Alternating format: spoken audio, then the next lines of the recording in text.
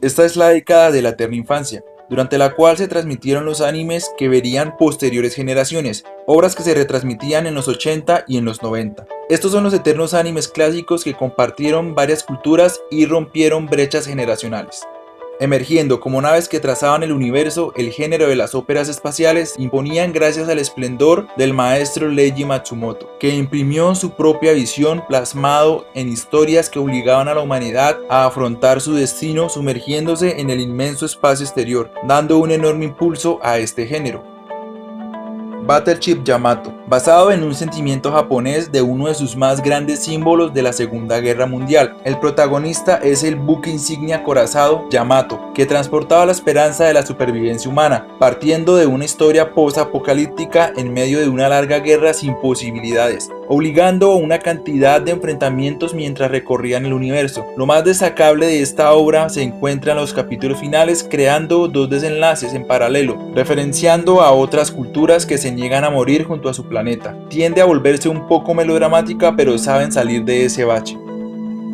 Mobile Suit Gundam. Como una obra incomprendida en su época, este anime intentaba hacerse un lugar en el enorme universo de los super robots, creando una nueva tendencia a la que se le denominó Real Robot. Los pilotos y robots pierden estatus de superhéroes. La entrega comienza con una fórmula más utilizada de Tomino, un chico que se encuentra con un robot en el campo de batalla y termina haciendo parte de aquella guerra, donde se involucra mental y emocionalmente, haciendo parte de un triángulo entre sentimientos como el amor, odio, venganza, añadiendo la fórmula compleja de contar una historia en medio de facciones militares que se hacía confusa. En el desarrollo en ocasiones se vuelve muy tediosa y aburrida, pero como siempre el final se eleva con un enlace intenso.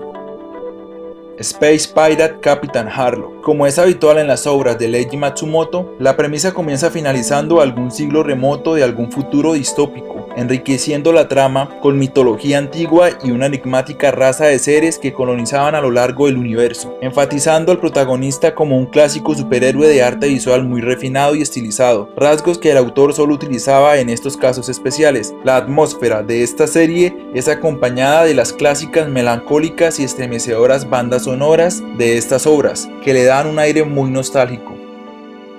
Por un lado teníamos las memorables historias basadas en literatura occidental del segmento World Masterpiece Theater, nacidos en los 70 como Heidi, Ana de las Tejas Verdes, Marco, El perro de Flanders, Rascal el mapache, Perrines sin familia. Otra tendencia muy arraigada y contemporánea era la de superhéroes como Capitán Centella, El Rey Arturo, Capitán Futuro, y también se podía incluir a Cutie Honey. Pero los grandes clásicos del entretenimiento son aquellos que supieron trascender el paso del tiempo.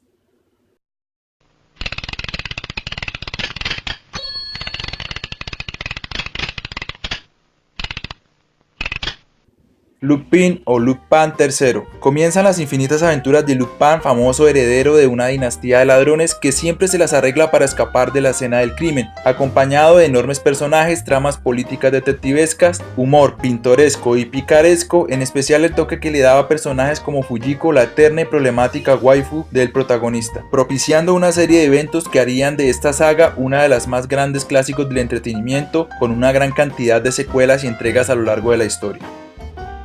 La Isla del Tesoro. Se pueden imaginar una trama más clásica que aquellas de aventuras en alta mar, de piratas y por supuesto un gran tesoro enterrado en una isla. La brisa, el mar, los navíos, las historias de fantasmas, naufragios y un sinfín de aventuras narradas de forma particular representando el espíritu de esta década, sentándose en el protagonista creciendo en medio de una expedición de aventura. Otro factor importante era el agradable y bonito diseño. Al mismo tiempo destacan y le dan una profundidad a ciertos personajes memorables que tenían facciones de héroes e infames al mismo tiempo, más un desenlace conmovedor donde sobresalen la intensidad de los personajes.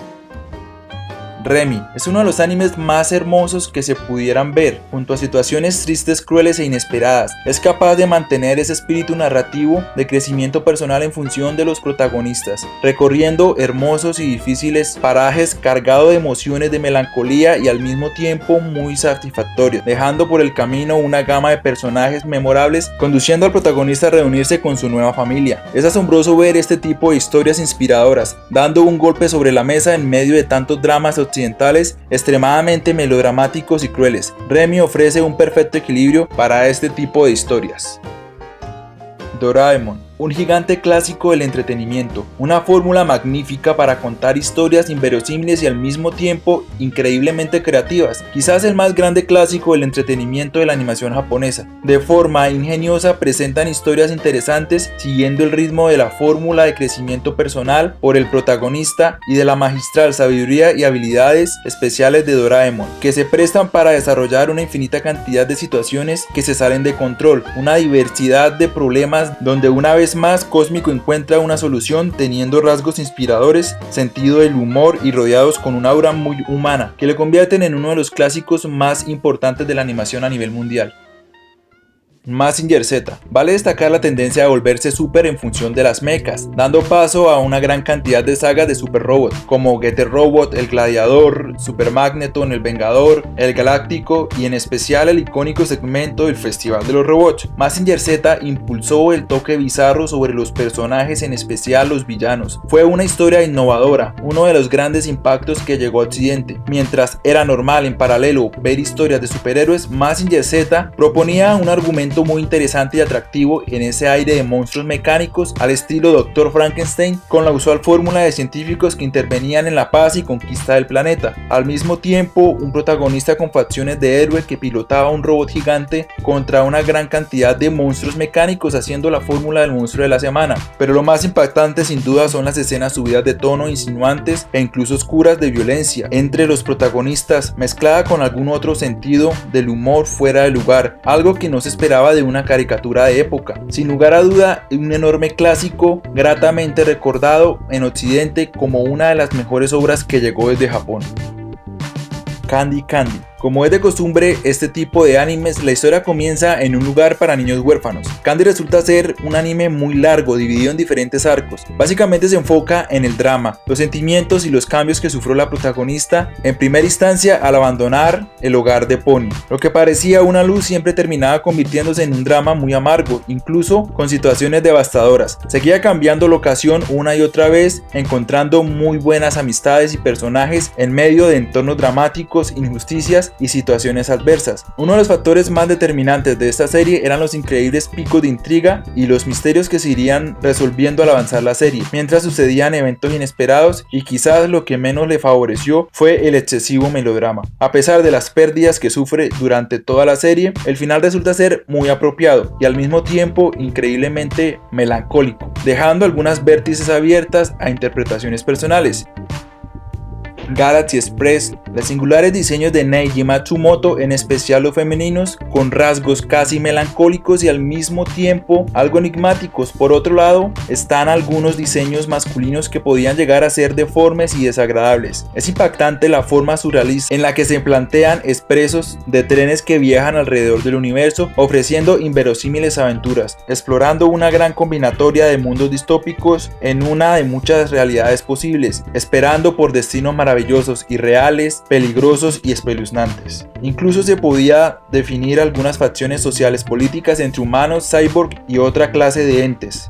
Constantemente durante la serie puede dejar la sensación de que todos estamos inmersos en un viaje interminable. Quizás el más grande clásico de Leiji Matsumoto en formato anime. Conan, el niño del futuro. Es una hermosa historia que parte después de un apocalipsis causado por la tecnología bélica autodestructiva humana. Es una trama post-apocalíptica muy bien narrada desde el comienzo. Acertadamente van incluyendo los personajes mientras transcurre la historia a un ritmo muy equilibrado. Al mismo tiempo se comienza con una línea de viajes y aventuras con un resultado muy llamativo. A nivel técnico es una construcción maravillosa, la calidad del dibujo es muy superior, la animación de gran nivel, los gestos argumentos, entre muchos otros factores que se pueden resumir en la magnífica dirección que está a cargo de Hayao Miyazaki. Es una serie atrapante, envolvente y adictiva. Conan, el niño del futuro, es uno de los clásicos más memorables tanto en Oriente como en Occidente.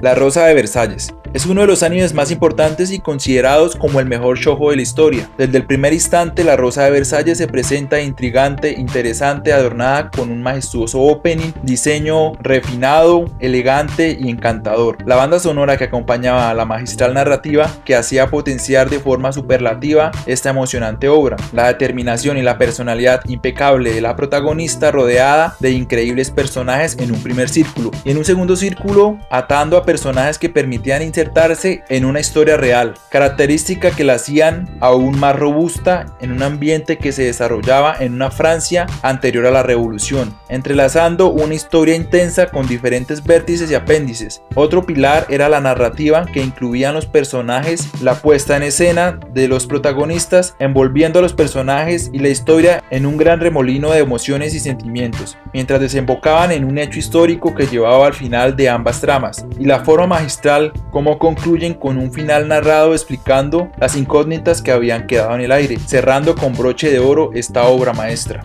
¿Qué más se puede decir de esta maravillosa obra? Fue dirigida por Osamu Dezaki, otro pilar importante de esta época, que también dirigió obras como Remy, La Isla del Tesoro y posteriormente superclásicos como Superagente Cobra y Black Jack.